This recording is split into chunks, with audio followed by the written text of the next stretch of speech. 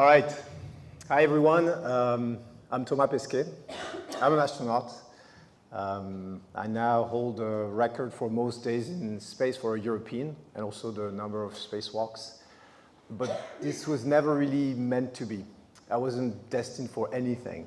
I was born and raised in a very small town in rural Normandy. Normandy, that's a region in France that every American has heard of, at least once. But you couldn't possibly find my city on the map because that's how small it is, 54 inhabitants. Both my parents were teachers in my hometown. My grandparents were farmers nearby. So a very local, very happy childhood, loving and caring family. I was getting good grades at school, but not as good as you would imagine for someone who became an astronaut. I always had to work hard and study hard. Even at that time, I remember I was not very, very confident as a kid. And that's why I always worked so much, because I never knew if I would pass the test or fail. And that's why I studied so hard. I prepared always with all the chances on my side. Even today, to speak here, I prepared quite a bit because it doesn't come naturally to speak to an audience in a foreign language. But so on it went. And I went into engineering, just like my older brother did. Not the best engineering university in France, but an okay one. And I eventually graduated, and I started working as an engineer.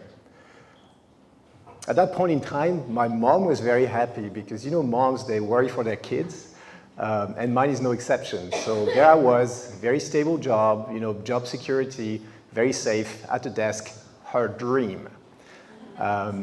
Little did she know what was about to come. Because at that point in time, I also started thinking, this is not what I dreamt of as a kid. I never dreamt of having a desk job, as an engineer. I dreamt of flying. I dreamt of seeing the Earth from above.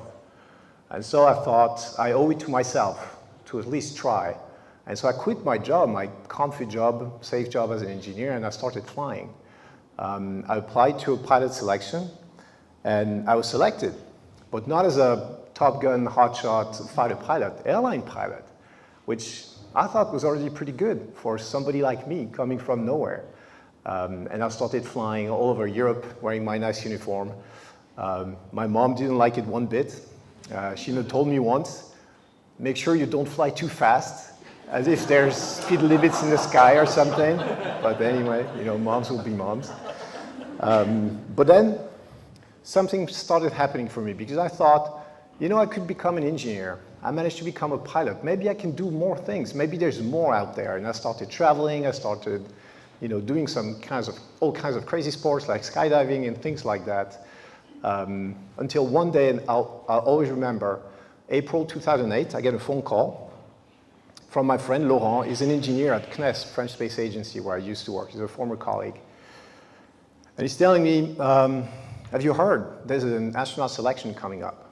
And in Europe, an astronaut selection comes about every 15 years or so. So it's kind of a once-in-a-lifetime opportunity. And what my reaction was? I kind of laughed. And I said, yeah, I know, but it's not for me. It's probably too hard. It's for Superman and Wonder Woman, and that's probably way too hard. And he told me, and I'm grateful to this day, he told me, you should consider it, because you're an engineer, you're a pilot, you do skydiving, you speak foreign languages, whatever. You should consider it. I was like, yeah, right. But I did consider it. I thought, worst case situation, I don't make it. The chances, the odds are overwhelmingly against me anyway. It's a 1 in a 10,000 chance. So, there's no stress. If it's so unlikely, might as well try. Right? And so that's what I did, together with 10,000 young men and women from all across Europe. I signed up for the selection. And it was the start at that point of a 1-year marathon of tests, medical tests, psychological tests, physical tests, IQ, anything. It felt like running a marathon for an entire year. I still remember one day in Hamburg, Germany, at that point in time, there's 1,000 applicants remaining in the selection. And 40 of us are sitting in a room, very gray, very square, very dull. Everybody's sitting in front of a small table. There's a small screen, laptop screen on the table, headsets on. And on the screen, there's a cube in 3D. On one of the faces of the cube, one of the 6 faces, there's a red cross. And then the screen would go black. And in the headsets, they would give you rotations. And you had to imagine the cube. You had to turn the cube in your head according to the rotation directions you would get. And it would go forward, left, right, back, left, right, forward, left, back, right, boom! And then the screen comes back on, and you had to click on which face of the cube the red cross was going to be. I mean, could you do it? I was looking around, all kinds of emotions and reactions. Like some people were stressed, upset, flushed, pale, all over the place. And on it went for the entire day, and then for the entire year. And towards the end of the selection, on a Monday, I remember the space agency puts up an announcement for a press conference the next Tuesday to announce, the lucky few who made it. And so at that point in time, I think, I haven't heard from them. This is it. It's a good run. I've done my best. But, the chances were so low. It's okay. But, I still have hope. And every day of that week, every morning I go check the mailbox, physical mail, nothing. And I keep my phone in my pocket. You never know. I keep my phone on the whole time. I fly a leg on my aircraft, get to the gates. First thing I do, turn my phone on, no messages. Fly another leg, same, for the whole week. And on Friday evening, I'm thinking, this time, this is it. There's no way. They would have told me by now. So I leave on the weekend, disappointed. I come back on Monday for work. I'm still hoping. I'm like, I'm going to go one last time to the mailbox. Go to the mailbox, nothing. I'm like, okay, I had a good run. This was fun. I did my best. And then I invite all my friends over for dinner on the Monday night to celebrate what could have been. So we're having dinner, and then at 10 p.m., my phone rings, unknown number.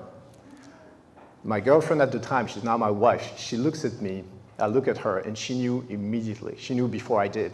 I go to the other room next door, and it's the director of the space agency. And he's like, hey, do you still want to be an astronaut? Because we have a spot for you. So this was obviously a great moment, and it felt like, crossing a finish line after this whole marathon of 1 year. But this wasn't a finish line. It was the start of something else, because the next day, we're having the press conference, and then we start training right away for 1 year. It's called basic training or initial training. We did survival training in the desert. We did survival training in the snow. We had to learn Russian in 3 months. We did physical training every day. This was pure craziness, and it felt like running another marathon. And after 1 year of this, we graduate together with my colleagues from all over Europe, the 6 of us. We get our astronaut degrees, diplomas. I didn't know it was a thing, but we graduate from basic training. I still have it in my office, in a wrapper. And so it felt like another finish line, but again, a false finish line. It was the start of mission training. I get assigned to a mission.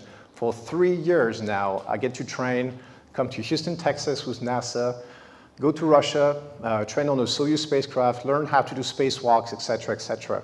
At some point in time, over a 6 months period, I've spent 5 nights at home.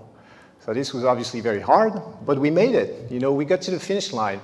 And on a cold evening of November 17th, 2016, we're standing at the foot of the rocket with 2 crewmates, and we're waving goodbye to our families, which is an emotional moment because you never quite know if you're coming back or not. And so we wave goodbye, super cold, middle of the night, and we get on the elevator, which is going to get us to the top of the rocket. I don't know if you've seen a rocket from up close, but that's super tall. This one was 54 meters tall, which is like 18 stories, maybe 17, 18. And that elevator is really super slow, and it's open cabin. And I still remember, it was the longest elevator ride in my life. Every 5 seconds, I'm like, okay, now we're there. No, it keeps going. And then 5 seconds later, I'm like, this is super high now. We must have arrived to the top. It keeps going until we get to the top. They sit us in the capsule, strap us in. lock the big metallic hatch with a big clone. You know, it felt like a bank safe. They lock you in, so if you're claustrophobic, it's not the best moment. And then after this launch happens, you know, I couldn't possibly describe launch with words. It's an unbelievable experience, the experience of a lifetime. It took us 8 minutes 48 to get to orbit, and then 54 hours to get to the space station, you know, our tiny Soyuz spacecraft. We get to the space station, we dock, open the hatch. The first thing I do, I go to the cupola. The cupola, it's our big observation window that we have looking down on the Earth. And so I look down on the Earth for the first time, really. And it's beautiful, it's magical. Hear the humming of the space station behind me, it feels very safe. And then I realized, for the past 7 years, I have had in the back of my mind a list of things that could go wrong and prevent me from going to space. You know, because some people don't make it for a medical reason, technical reason, whatever. And so I had this list in the back of my mind to protect myself from the disappointment, because this was so huge. It was such a dream. I didn't want to wake up from it, but it felt almost unreal. Because, you know, for a small town kid like me to go to space, I don't think I actually believed it was going to happen, even though I spent 7 years working on it, working towards it. I only ever believed it when I got there, and for the first time, that list in the back of my mind was empty. There was nothing that could prevent me from living my dream, and nobody could take it away from me. And that was the best feeling ever. Complete peace of mind, complete freedom, like I've never experienced ever since or before. And at the same time I was experiencing this freedom in my mind, I was experiencing the same type of freedom with my body, because I was floating in weightlessness, which is equivalent to, you know, getting freed of all the constraints of life on Earth. So that moment was quite simply the best feeling you could possibly happen. I was going to say on Earth, but I would say, you know, and beyond, and no pun intended. And so, yeah, but this, again, you know, feels like a finish line, but now you know the trick. It wasn't. It was just the start. It was the start of a 200-day mission packed with, you know, spacewalks and science and everything. And then we came back on Earth. Again, false finish line, the start of something else. And then another mission came, another marathon, and then another marathon, up to this day. And so I think the conclusion is, if you want to be an astronaut, you don't have to be the best at everything. You really don't. But you probably shouldn't focus on crossing the finish line. You should really, really like running and never stop. Thank you for your attention.